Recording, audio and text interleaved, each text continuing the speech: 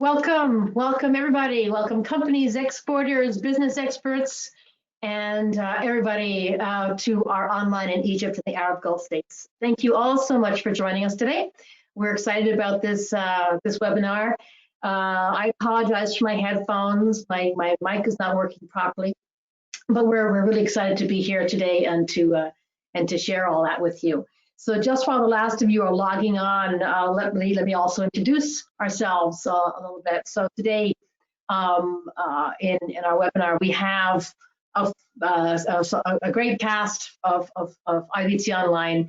I'm joined by my colleagues, Samantha Sofici, Senior Business Development Manager at IBT Online. She will be talking through some of the big IBT Online global programs and bringing you a lot of expertise and showing you case studies from that.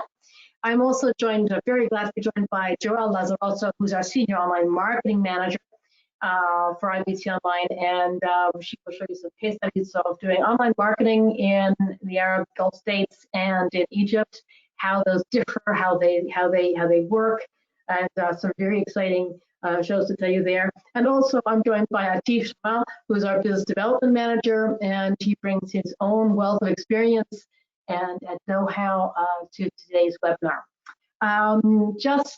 Today's webinar will be about 45 minutes long. We promise to get you back on time for your next meetings. We thank you all very much for attending today, however. And we will have a little survey at the end of the webinar, and there's a couple of little polls to ask as well. So we will be launching some polls in the middle of it.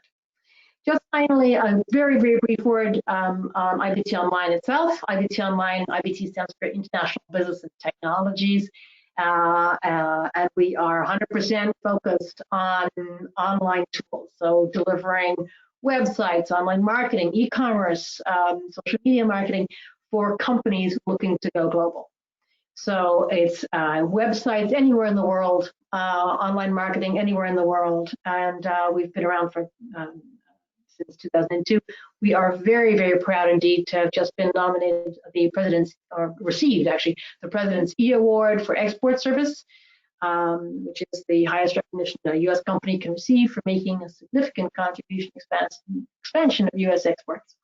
There you go. So we're very pleased with that, and we're also very proud to run online global programs for several U.S. states, and again, we'll talk to you a bit about that. So looking at our program today, our agenda, we thought we'd sort of split it up into 5 main components. We're first going to sort of do a big brush stroke landscape on the online world, both of Egypt and the Arab Gulf states, focusing in then on some of the major ones, that's Egypt, Saudi, and UAE, but the online side in each one. So we'll really be talking about the online environment, what that means for these countries and for businesses looking to generate leads and sales in these countries. Then we're going to go into dive about Arabic websites and what that means for you. I mean, they're quite specific. You have to get a couple of things very right for the Arabic websites. Then Joelle's going to talk us through some of this online marketing, as we call it, engagement and conversion, leads and sales. After all, that's the point about these websites, is to generate leads and sales. So online marketing plays a vital role in that. Then we're going to talk just briefly about the IBT Online Global Programs overall, and have saved a little bit of time at the end for questions. We would really appreciate your questions. So drop your questions into the chat box, and we will get back to them later on. So with that, I'm going to just start off talking a little about sort of the online world of both Egypt and the Arab Gulf states, and just putting some in perspective, I guess. I mean, those of you who have been on other webinars from us, you know this slide already, but I think it's still worth seeing. Just in terms of overall perspective, this is the globe, obviously, so the world. What are we now? 7.5 billion people on this little planet. 60% of us are online. 60% of us are online for nearly 7 hours a day. So pretty well half, slightly more than half, certainly half of your waking day for 4.5 billion people spent online. And this is something that didn't even exist 20 years ago, really. So quite something more, 30 years ago. And this is still growing. And equally in terms of social media, that 4.5 billion, 4 billion are now using social media for about 3 hours a day. So again, this is good news for companies. Good news, you know where people are, you know how to reach them. Let's now look at overall for the Middle East. Just in terms of the Middle East as a whole, as I said, we will be focusing on certain countries in the Middle East, but overall Middle East, we count that at about 260 million people. I think there's a couple of things that are really worth highlighting on this slide. The first is the fact that these are mobile first markets, and mobile enabled is the key word that you're going to hear a lot of in this webinar. It means your websites, your online marketing, everything's got to be mobile focused. Look at that, there's 118% mobile phones versus population. So many people have 2 mobile phone connections. The vast majority of those 306 million mobile phones, the vast majority are smartphones, obviously. So people walk around with their phones all the time and are plugged in all the time and use those phones more than their laptops, more than their home PCs or their office PCs to access the internet. And buying and selling goes on your phone. Overall, internet users across the Middle East, 70%. That's quite something. And if you look at this, where we talked about sort of 70% overall for the Middle East, but that includes countries like, Yemen, where, it's virtually none at the moment. So if we're looking at sort of the big countries that interest most of you as exporters, as I said, Saudi, UAE, Egypt, Kuwait, Dubai, places like that, they're all well high up. And UAE tops the world at 99% internet penetration rate. We'll dig down in that in a minute. And Saudi Arabia equally at 93%. That compares to the USA at 87% and worldwide at 59%. The only one that slips below that is Egypt on this map, and that's really because of particular aspects of Egypt, which we'll talk about in a moment. So just when we look at some of the big picture, again, on the next slide, you'll see sort of how we've broken this up. And if we talk about all the Arab Gulf states, that includes places which most of you are not particularly doing business in. And, we really wanted to focus in on the countries that are of most interest to you. So we will be focusing on Egypt on the one side, and then the other, Saudi Arabia, the UAE, and Abu Dhabi, Dubai, but also Qatar and Kuwait. A bit as well, and then speaking some general things about the region. So those are the main things. I'd like to pass over now to Atif to tell us a little bit about some of the focus on those countries. Atif, thanks. Sure thing. Thank you, Susanna, and hello everyone. So it's my pleasure to be here today to talk about the online business development tools for Egypt and the Middle East. So let's start with Egypt. It's a huge country with over 100 million inhabitants. It straddles the Mediterranean and the Red Sea, but it's dominated by the Nile. For purpose of today's webinar, it's a bit of an outlier because just 54% of the population use the internet. You will see that compares to numbers like 80 to 90% for the other Gulf states. But you have to remember that over a quarter of Egypt's population is under 12, and that there is a large farming population that is still getting connected. And internet adoption is growing really fast, among the fastest in the world. In 2019, the number of people in Egypt who use the internet grew by 22%. And with 55 million Egyptians using the internet, they spend an awful lot of time there, over 7 hours. This compares to the global average of 6 hours and 45 minutes. So you can see that once online, Egyptians stay online. So they stay online for videos, music, but also social media and work. And like throughout the Middle East as well, everyone uses their telephone. So we said 55 million Egyptians are online for over 7 hours a day, and a lot of that is done through their smartphone. In fact, the average amount of time spent online on their phone, the average is nearly 4 hours a day. So 2 takeaways here.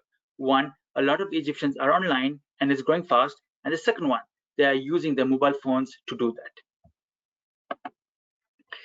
So on the next slide here, you will see a lot of what they're doing online is communicating. We said 55 million Egyptians were online, while 42 million are using social media, and that number grew over 7%, nearly 3 million people last year. And certainly it did not slow down in 2020. Here is the top list of social media platform. It's the usual suspect, but worth noting that one extreme, which is Facebook, which is 91% is being used, 90% on YouTube.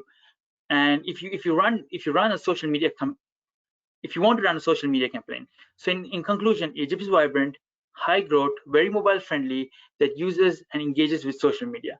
Now let's take a look at Saudi Arabia. Compared to 100 million Egyptians, Saudi Arabia looks small at 35 million. But in terms of GDP and in terms of internet penetration, it is a powerhouse. So 93% of Saudis are online, and that's despite the fact that 28% of the population is under 14 years old. But I want to draw your attention to two big characteristics. The first is that the mobile connection, which is equal to 95% of the total population. So when we talk about a mobile-friendly environment, that is the sort of thing we mean. Many people have multiple mobile phones, and the average time spent online on their phone is over 4 hours. And the second thing I wanted to highlight is that the time spent on the internet. So some 32 million Saudis are spending nearly 8 hours per day on the internet, mostly via the mobile phones.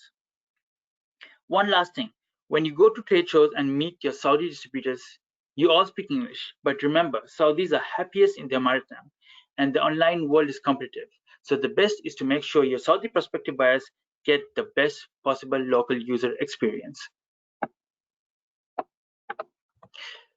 One thing the Saudis are doing online is communicating via social media, and all of them do that via their mobile phones. So we said 32 million Saudis are online, 25 million are active on social media, and most of them access it via their mobile phones. You see a pattern here. If you look at the various platforms, you will see YouTube as number one. In fact, Saudi Arabia is ranked number one in the world for YouTube use per capita. So they watch more videos than anyone else, but they are also very active in Instagram, Facebook, and other usual suspects. So Saudis are hugely online and serious video watchers, but also like other countries in the region, they are on their mobile phones and prefer content. Now let's look at UAE. The UAE blows the stats out of the water. Of its population of just shy of 10 million, nearly all of them use the internet. And they also use social media, in fact, and most people seem to have two mobile phone connections. Similar to what we see in Saudi and in Egypt, they have most spend of their working day on internet, over 7 hours per day. So 99% of the population of UAE are online using social media, and the average time spent is over 3 hours. And like we are seeing throughout the region, and this is one of the most extreme examples, 99% access it via mobile phones. And it's interesting to see again, YouTube plays a dominant role in choice of social media channels. But still, Facebook is very prevalent, as well as Instagram. We'll discuss social media in this market later on. But I want to conclude with one slide that shows the results of a poll about sources of new brand discovery. Whether you are B2C or B2B, I think it's really important that you know the impact of social media in the UAE. It's the same throughout the Middle East. Consumers and business look to social media for news, engagement, and also brand. Again, while going into more depth in a bit. But if I have to give you three takeaways from these three slides on Egypt and Arab Gulf states online, it is very plugged in. So that means all your clients and your prospects are online, very mobile. So doing business on your phone is not uncommon. So make sure your website is ready for that. Very social, whether it's Facebook, Instagram, or whatever.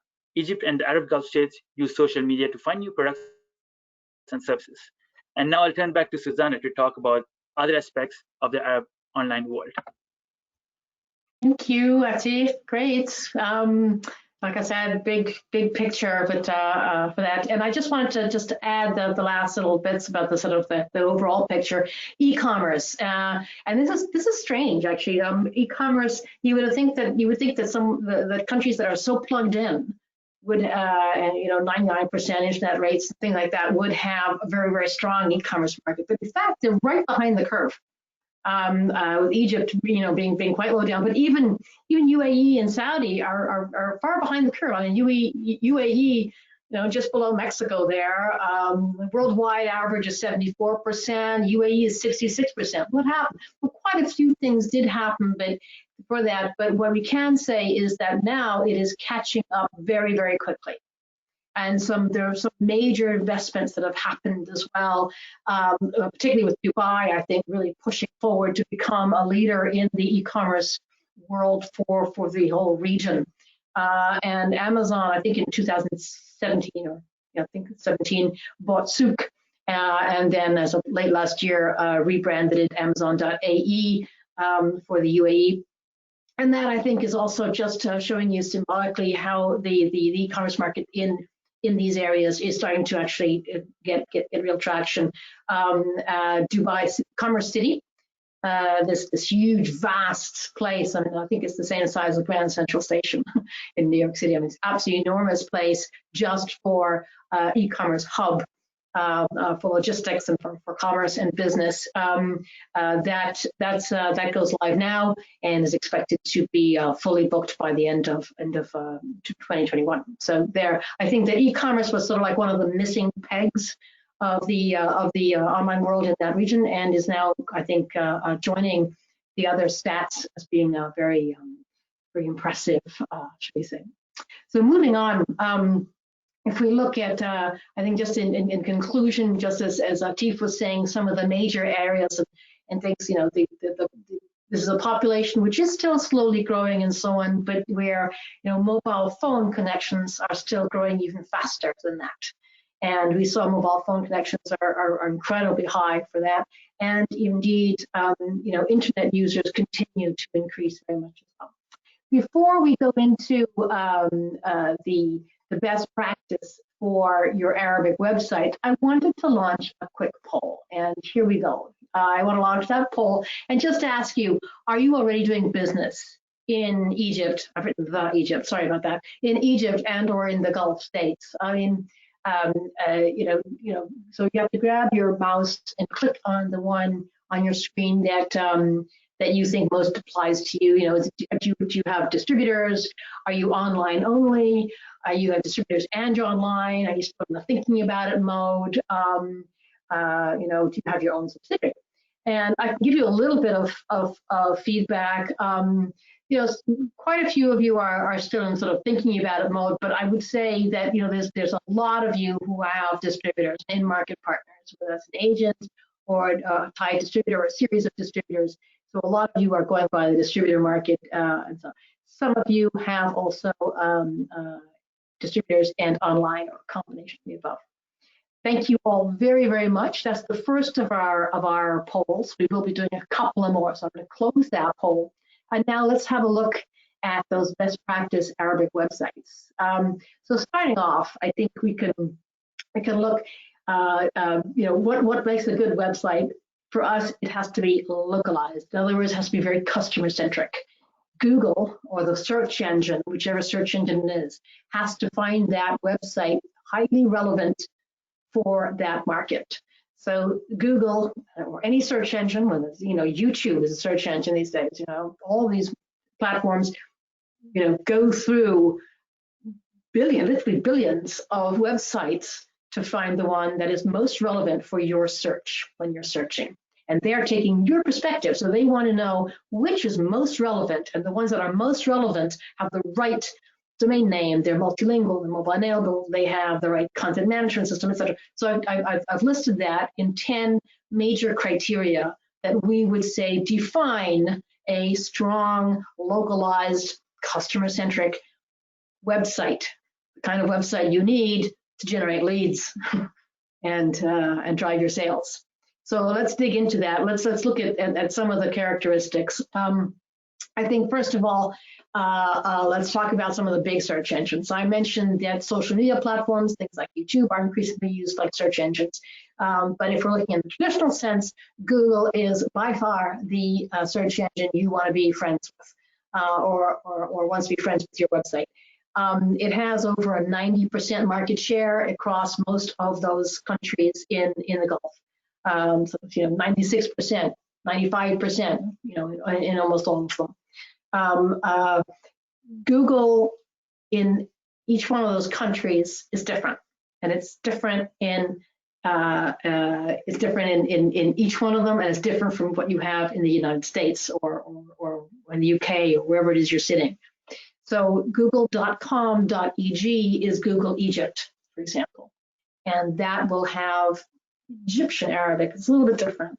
It'll be saying, okay, are you relevant for the Egyptian market? And google.ae is for the UAE, and that's relevant for that pocket of that part of the world. So one of the first things you're going to have to do is choose your domain name, and domain names in the for your URL, your google.ae, your google.com.sa, or for Saudi Arabia, or google.sa for Saudi, or .kw for Kuwait. Choosing a domain name is really important in the Middle East. And for many countries, it's fine. It's not difficult. UAE, for example, is open. It's not restricted. But for some countries, it's restricted. Egypt is restricted. Saudi Arabia is restricted, which is a real pain. It's basically restricted to those who can prove some form of residency. And that can even include a trademark or patent. Or you can do it via your distributor, but do mind that you actually own your domain name, not your distributor owning your domain name. That's obviously an important aspect of it. So your domain name is going to be very important. Some places a little bit hard to get off, some places easier. Most recently, most people want to, if they want a Saudi Arabia domain name, it's .sa for Saudi Arabia. That was very recently opened up to .com.sa, which is not restricted, which is pretty useful because it is it's referenced by Google and seen by Google as relevant for that market. So that's sort of a workaround for some of those markets. So google.eg for Egypt, you can now do google.com.eg, and that works pretty well too, which is cool. So there you go about domain names. Note one last thing about them: they're expensive. Why? I have no idea, but they're in the hundreds of dollars for a domain name. You might be paying sort of $40 for your domain name in the States, or $25 in Brazil. UAE, it'll cost you $300. Who knows why? But the domain names in that part of the world are expensive. They're much more expensive than other parts of the world. So that's sort of the core about sort of Google in the Middle East. It's a very, very different Google than you have in the United States. It's Google in Arabic, and it's Google dominated by the different parts of that. So Google in Egypt, Google in Saudi Arabia, Google and Kuwait for that. Moving on, if we look at some of the other domain names, as I said, the point about a domain name is that you make sure that it is relevant, I said, to that country. Now, here's a screenshot of a domain name for Saudi Arabia, .sa. And one way you can look at how relevant your domain name is to see where people are coming in. So this is a screenshot of a client of ours. He's a B2B client, and he has a .sa. And as you can see, Google thinks that his website is highly relevant for Saudi Arabia. And if we go down, what is that? So 90% are coming from Saudi, Qatar, and UAE. And then there's little driblets from places like India and things. And you can even look at it by cities, because especially in Saudi Arabia, there are differences between the different cities, the 5 major cities. But you can even see that Google is ranking it very highly, much higher for Riyadh and Jeddah than it is for Doha, for example, or for Medina. So, or for Dammam. So that's one way of knowing whether your domain name is working for you and Google is finding it relevant. It's doing that. Google is an example of that. On the next slide, you can see also some of the other major points that we've mentioned. It's language and keywords. And you remember that of those 10 criteria I mentioned, language is one aspect out of very many. So that's, it's worth remembering that when you're thinking about international websites. Translation, that's just the cherry on the cake. It's what happens underneath. It's those domain names and where you're hosting and the content management system and all of those as well that count just as much. So one of the aspects is keywords. And language and all. One of the big things you're going to talk about in language when you're looking at Arabic sites is, are you going to do it in Arabic or in English, because so many people speak English? And as Atif mentioned, you can do it in English. Certainly business is done in English, but 75% of searches in Saudi Arabia, for example, 78% are done in Arabic. And if you want to give the right user experience for your leads, if you want to make sure that they have or build the trust that's needed for that buyer's journey to result in sales, then you have to make sure that you have the best possible buyer experience. In other words, put it in Arabic. Then comes the question, which Arabic? The Arabic in the UAE is different from the Arabic in Egypt, and is even different from Saudi Arabia. And I've given you some examples. There's two examples I like. One is, cell phone. They're written in very different ways, and they're different words. Particularly UAE and Egypt is a very different word. The other one, which I love as an example, the word Google and how you write Google is different, and that has to do with the pronunciation. And it's, Google sounds, or it's written differently in the Gulf region than it is in, for example, Egypt. And so when you're thinking about which Arabic, sometimes it can be difficult like that. So there's also something called Modern Standard Arabic, or MSA. That is sort of a lingua franca. It's sort of an umbrella language, which everyone goes, okay, we can deal with that one. It's sort of a pan-Arabic. It's rather like simplified Chinese if you go into the China markets. It sort of works everywhere. So that is often what one will go for if you're looking for more of a regional approach. The difficulty with that then comes with keywords, because even within MSA, Modern Standard Arabic, you'll have different keywords for different markets. And that's why my example of cell phones comes in so well. It's a little bit more complicated as well, because Arabic, you put the pronouns at the front or sometimes the back of a word, and that can change the way people put things into search or put things into Google. So it's a little bit of finessing about your keywords. But just, I think the important point is to analyze, look at your keywords regularly, analyze them regularly, make sure that you're on trend and on top of them in your Arabic websites. It's more important there than many other markets because of these nuances of language and across the region, and because also you're transliterating into a Sumerian script rather than an alphabet. So there you go. There's some issues to think about when you're talking about language and keywords within the region. Going on, one of the points that I wanted to highlight as well is that I guess there's 2 points. The first is to be image sensitive and to have a design that resonates with the local community and things, but at the same time have good brand consistency, and how to make sure that you're getting those 2 points. And Joelle will actually show an interesting example later when it comes to social media, but I thought I'd just highlight this. It's actually a US company, and they make sort of vegan, cruelty-free makeup things. And then I wanted to show you also the Mexican, I think it's Mexican, Brazilian, the Mexican one, which is similar in branding, similar in colors and so on things. And then the Saudi site, which we did for them, again, has a brand consistency with it. Very particular about colors, very particular about the icons in terms of vegan and cruelty to animals, no cruelty to animals, and so on. But making sure that you have a strong brand consistency, at the same time having a more localized design, making sure that you're very respectful of any imagery and content becomes really, really important. And with that brand consistency, I think you look at some of the user experience. And here again, 2 websites.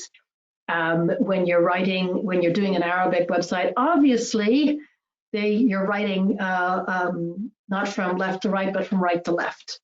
And you're not just putting the text right to left. The entire thing looks like a mirror. So on the example you have on the right-hand side of your screen, you see company, manufacturing, distribution, news, contact. The submenu on your Arabic one doesn't go company, manufacturing, distribution. It's flipped around, right? So the company is furthest to the right. So everything is flipped around. Even in fact, the carousel of images will go the opposite way. And that's how someone looking at an Arabic website who is from that region would expect it to go. So the carousel of images on your US website might be pulled from right to left as you open a book. It's the opposite in an Arabic website. So everything is like in a mirror. And that's what's important There's one other point about this user experience, and just in terms of a US an Arabic website, because Arabic script can be much shorter, it will change part of your design. You're likely to have a lot more white space.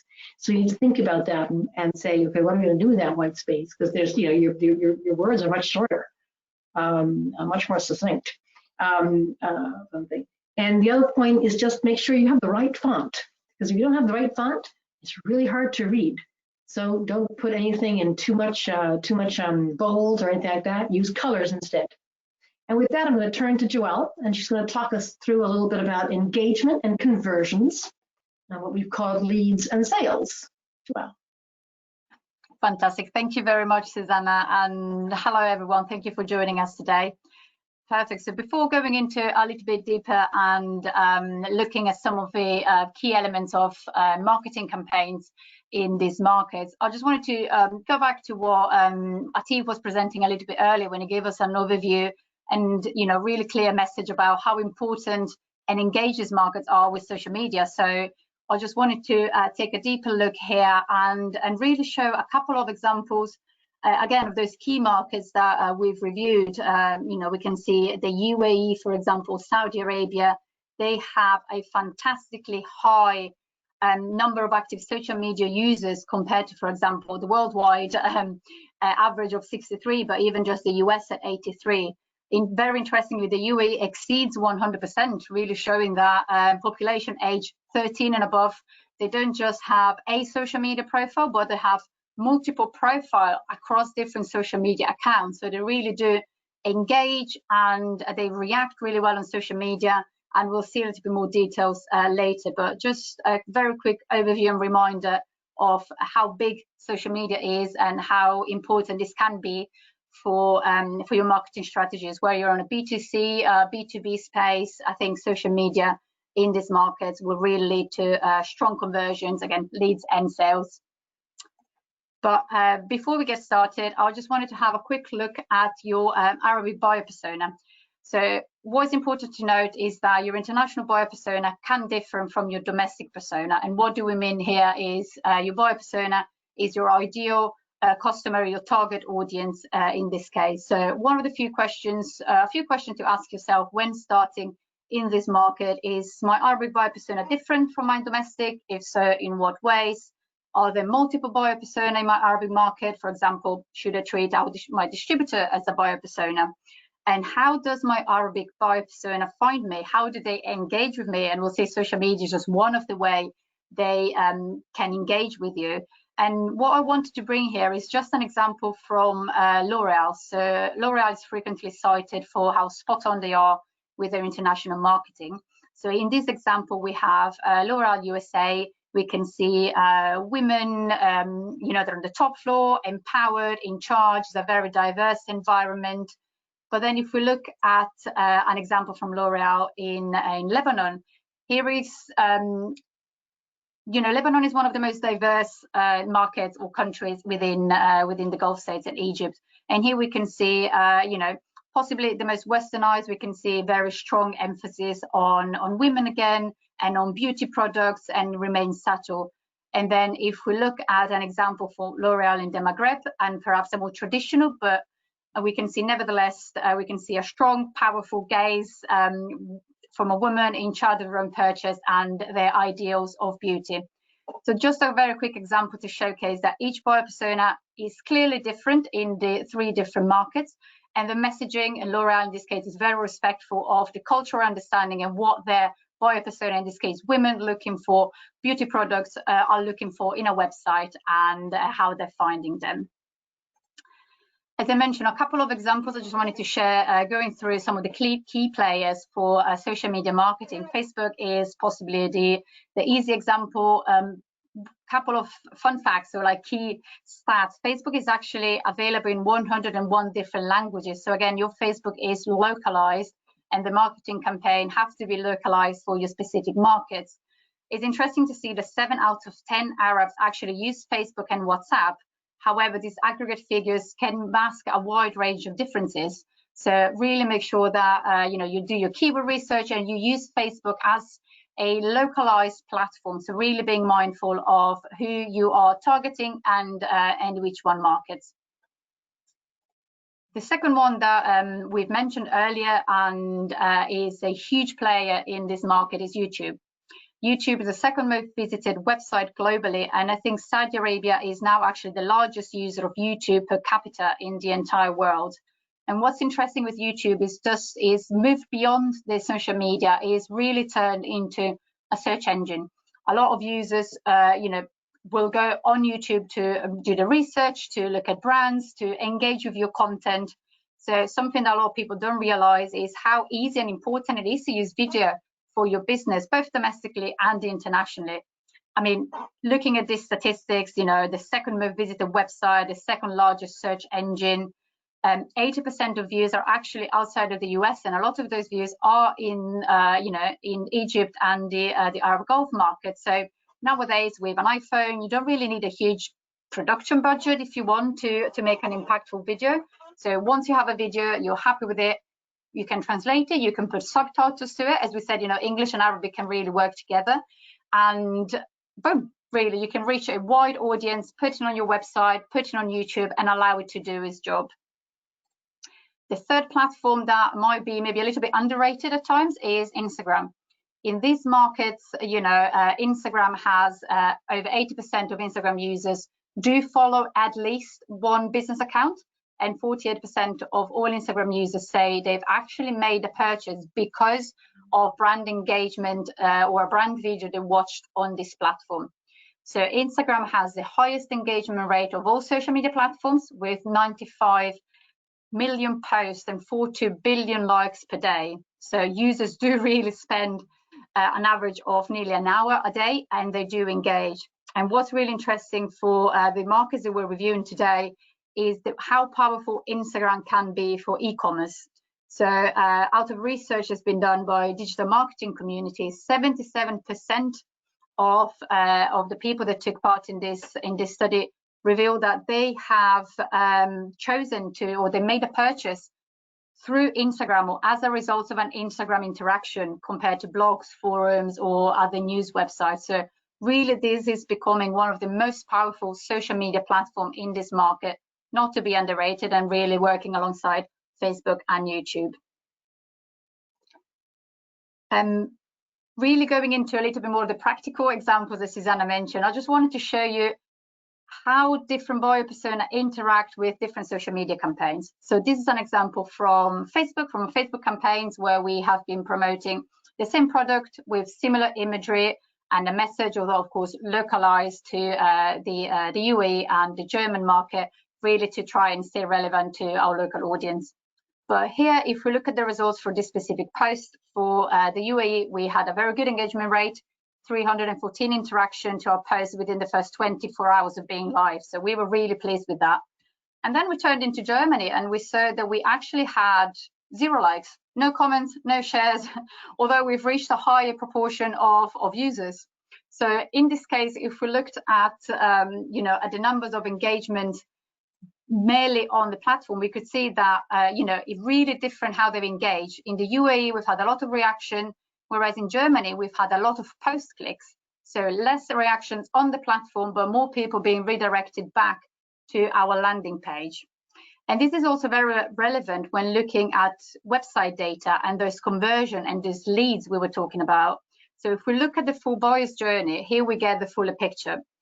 My point being here that you need to know each market specifically and how they react. So then you can look at the numbers in several ways and really understand how to build the strongest marketing program or your strongest marketing strategy for your specific market. So here, just following from that example, The UAE, we know that the market engages easily. We saw loads of likes, loads of reshares on Facebook, incredibly reactive and responsive, unlike maybe more the frosty Germans where they wouldn't give you a like, but then they like the content, they go and read more about it on the website.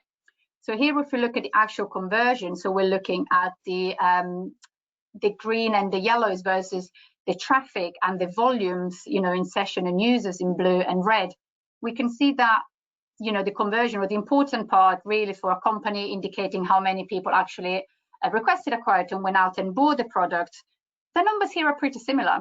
So we know from experience that we'll need to get much higher level of engagement, or much more volume of traffic on the website to achieve the same level of conversion than we would go in Germany. So in Germany, less engagement doesn't necessarily mean lower sales. And this just to go to show that each market is specific, and you really need to take into account where your people will engage, how will they find you, and how they will interact to make sure that you can design and evaluate your marketing campaign strategically. And with that, I'll hand over to Susanna and the rest of the team. Thank you so much, Joelle. We're going to talk about the online global programs, and Samantha, perhaps you could go through some of these online global programs for us, please. Yeah, I would be happy to. So at IBT Online, our main goal is to help exporters grow globally in their main target markets through their online presence. And for us, it's through website localization and international online marketing. And depending on what your specific goals are, we can kind of tip and tailor your web presence accordingly. So whether it's to reach new markets or support your B2B distributors, recruit new distributors, grow your e-commerce spread through B2C, consumer influence, maybe you want to own and control your online presence. So depending on what your goals are, we can tailor your online presence accordingly.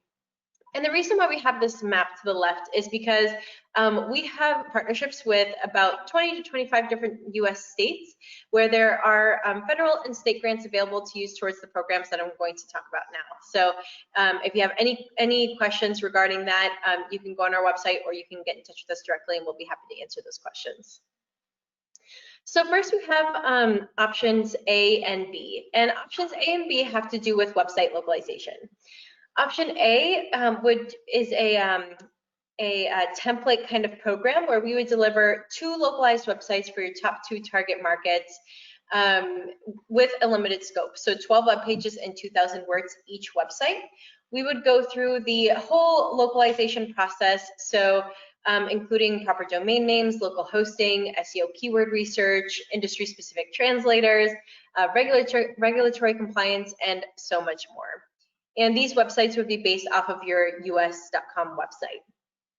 So by having these websites, it'll help you be found, be understood, and be easier to do business with in your top target markets. And the budget for option A is $12,000, but like I said, depending on where you're located, you might qualify for grants in your state. And there's grants that cover up to 100% of the cost. So make sure to look into those. And then option B is just anything above and beyond the scope of work of option A. So if you want to integrate it with a CRM or do a website redesign or new content, that would all qualify under option B. Samantha, can I please launch another poll? I just wanted to know if any of the audience are interested to learn about localized websites for Egypt and the Gulf states, or in fact, just generally. If you are interested, particularly for those regions, or if you just want to learn more about localized websites, let us know, and we'll circle back to you at another time. And thank you very much for replying. That okay, I'm going to close this poll. We have some very enthusiastic people there. It's great to see. I'm going to close that poll, and thank you very much, and pass back to Samantha. Excellent. Thank you, Susanna. So now we go into options C and D. So this is the second service that IBT Online specializes in. We always suggest to support your international online presence, so your localized websites, with some sort of online marketing. Whether you do it internally or you do it with us, it doesn't matter. We always suggest that you surround your online presence with some sort of communication policy. But if you end up needing some assistance, and we have a ton of free resources on our website, and that just isn't enough, we do have our option C and D available for companies interested in online marketing. So we do offer search engine marketing, social media marketing, reporting and analytics for option C. Then option D is just a customized program. So maybe you want us to include email marketing or do specific content marketing or video marketing. That would be dependent. So you would determine the scope, and then depending on the scope, we would determine the budget. But point is, we would want to be kind of like your in-house, out-house online marketing partner for your international or even domestic websites. Samantha, let me launch again another poll just to ask if anyone's interested in learning more about online marketing, either in general, what that means, international online marketing, or specifically for Egypt and or the Gulf states. Please let us know, and you know, we can circle back to you at another point and give you more information. I'll leave that open for another second, but I think we've had some very enthusiastic responses to that one too, which I'm delighted to see. Really great to see so many of you on that one. So fantastic. I'm going to close that one and hand back to Samantha. Excellent, thank you. And that brings us to our last program, which is our option E program. If a customer is interested in having their own e-commerce platform for the international market, then option E would be you. We would create a fully functioning e-commerce site with the proper plugins, the cart functionality, payment gateways. So when a customer lands on the specific site, they would think that it was a company from within their own country. Our option E is highly dependent on the scope of work, so the budgets highly depend on how many products and pages and words and functionality is localized. But there are step grants available for this program as well, so make sure to look into it if you're interested in having your own dedicated e-commerce platform. Thank you so much, Samantha. That was great. I wanted to just, you know, and thank you all very much for responding to those polls. I think we have some great feedback there, and obviously we have their step grants available for the e-commerce ones as well. But I think we're going to turn well just to sort of some summary takeaways and the Q&A given the time at the moment. So one of the first takeaways I guess we wanted to bring is just sort of saying is that in general, you know, whether it's for Egypt and the Arab Gulf states or generally, exporters really do benefit from localized online tools. And I think the pandemic has shown us how, you know, if knocking on the trade show door doesn't work, and going around your clients' warehouses and floor shops don't work, how do you generate sales? How do you do business? Well, you know, you can. Well, as we've said, 4.6 billion people online for 7 hours a day, and on social media, you can reach them. And I think in a vaccinated world, as we're hoping 2021 is, you know, I don't think that's going away. I think it's here to stay. So one of the clear things is, you know, if you want to get found, be understood, do business, use online tools. They're very effective. And I guess the next really priorities is the priorities of today. You know, there's lots of different priorities, and we've seen 2020, you know, shape those priorities very much.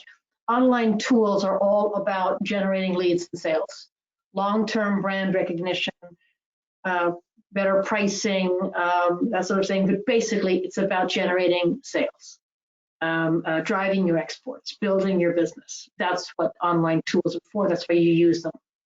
And I think that there's a big difference, as Joelle pointed out, between the sort of a vanity-like of an engagement leading on to an actual lead and a conversion. That's where we're getting to with these tools. They need to have actually a function and a return on investment, which is that they generate sales for you. So that's sort of, the priority of the day, as it were. And then just getting back to sort of Egypt and the Gulf states, just sort of leave you with these two shots. The first of the overall picture of digital in the Middle East in 2020, a very vibrant, plugged-in, mobile-enabled, sociable place. And if you remember that bar chart with the UAE and Saudi Arabia far on the left-hand side at 99%, the USA at 87, things like that, and the world at 59% in terms of internet penetration. So these are markets that respond incredibly well. And if you are serious about these markets, they then say, what are the best tools that I can get to engage with that market? Then we would say definitely online tools. So that sort of brings it's the last thing, are you the IBT Online Global programs? And again, if you have an interest in that, actually I can launch a final poll on this as well, just because I've got it here. So if you're just interested in general about the Online Global programs, if you know who to contact for that within your state, or if you want to have information about that, please let us know. And we can reach out and help you there to figure out who to contact, what to do for the Online Global programs. And again, thank you very, very much about that. And we'll ping you an email back to tell you, where you can get information on the Online Global programs. And that leaves us really to questions. And there's been a couple that have come in. So first of all, I wanted to thank everybody for a great presentation. Atif, a brilliant expose of the core big markets, and Joelle, of course, for the online marketing side and showing us examples of that, and Samantha for being there throughout and also helping the presentation and showing the different case studies of the Online Global program. But there's a couple of questions that have come in as well. I guess I'm going to ask Samantha some of these things as well. The first one is, can IBT help get us some of these domain names? Yes, great question. How to get domain names? Yeah, for sure. So if you're having any sort of issue purchasing the domain names because of the multiple restrictions in markets, our technical team would be able to help you in that process during our, when creating these localized websites. Thank you, Samantha. And Joelle, as a rule of thumb, how often should one look at keywords and refresh your keywords? I'd say if you're considering both paid and organic side of a keyword research is best practice. I'd say if you can, once a quarter, ideally maximum once every 6 months, just to make sure that you stay on top of mind, and especially for paid advertising, that you don't make some expensive mistakes. So keep on top of those, but I'd say once a quarter would be ideal. Thanks. And Joelle, since you're here, I've got another question about which social media platforms and how many do I have to go on all of the social media platforms at once? Basically the question. Do I have Facebook? He's listed Facebook, Instagram, LinkedIn. Do I have to do them all at once? That is a great question. And my personal advice would be, don't stretch yourself too thinly. Do your research. Once you've understood your buyer persona, you'll have a better idea of what platform they are most likely to engage on and which platform you should be starting from. Maybe start from 1, 2, start building your presence, start building your communities, and then you can always grow, but dedicate the attention to maybe 1 or 2 to get started. Okay. And just a question generally, Samantha, I don't know if you want to answer this or throw it back at me or whatever you want, is what about hosting? It's one of the criteria you list is hosting. Should we be hosting that locally? Yes, ideally in best practice, we always suggest that you host it within the country that you're entering, because search engines recognize local hosting kind of like they recognize a local domain name, and they take that into account when ranking your website against others in its algorithm. So yes, we always suggest that you host it within the country. Absolutely. Absolutely. Okay, I'm conscious of time, and we promise to get you all back on your desks within the hour. Thank you all so much for attending. I know you're all sort of webinared out. I want to say a major, major thank you to my colleagues, Atif, Joelle, Samantha, for joining me today. Thank you all so, so much. Very much appreciated. But most of all, to you companies. We hope it was of use to you, and things. There is a little tiny survey of 4 questions coming up when you leave the webinar. But otherwise, we hope to see you all in person. And if not, then online, either in person soon or online very soon. Anyway, stay safe, stay well, enjoy, and circle back to us if there's anything we can do to help you getting online in Egypt and the Arab Gulf states or anywhere else. Thank you all very much. Bye-bye. Thank you. Bye. Thank you.